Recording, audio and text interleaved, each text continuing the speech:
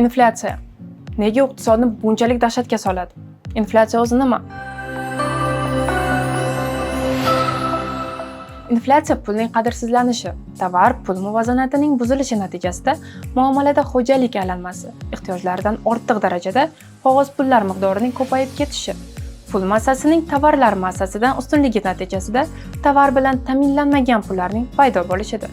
Inflyatsiya birinchi galda sifatida yaxshilanmagan holda tovarlar va xizmatlar narxining ko'tarilishi ko'rinishda, shuningdek, oltin va chet el valyutasining milliy valyutaga nisbatan qimmatlashishi shaklida yuz beradi. Agarda inflyatsiyani tutib turishning imkoni bo'lmasa, u bora giperinflyatsiyaga aylanib ketadi. Bu degani narxlar yuzlab va minglab foizlarga ko'tariladi. Ayniqsa, qiyin holatlarda odamlar puldan voz kechib barterga o'tishadi. Odatda giperinflyatsiya og'ir inqirozlar va urushlar paytida sodir bo'ladi. Agar aksi bo'lsa, ya'ni mahsulot va xizmatlar qadrsizlanib, narxlar tushib ketsa, unda bu deflyatsiya deb ataladi. Iqtisodchilar talab va taklif o'rtasidagi nomutanosiblikni deflyatsiyaning asosiy sabablari deb hisoblaydilar. Nima uchun inflyatsiya o'sib boradi? Inflyatsiya ko'p sabablarga ko'ra ko'tarilishi mumkin. Masalan, talabning ortishi. Odamlar to'satdan ma'lum mahsulotlarni ko'proq sotib olishni boshlaydilar. Har qanday tanqislik narxlarning tez o'sishiga olib keladi. Taklif qisqartirish. Tanqislik boshqa sabablarga ko'ra ham paydo bo'lishi mumkin. Agar talab o'zgarmasa, lekin kamroq tovarlar va xizmatlar mavjud bo'lsa,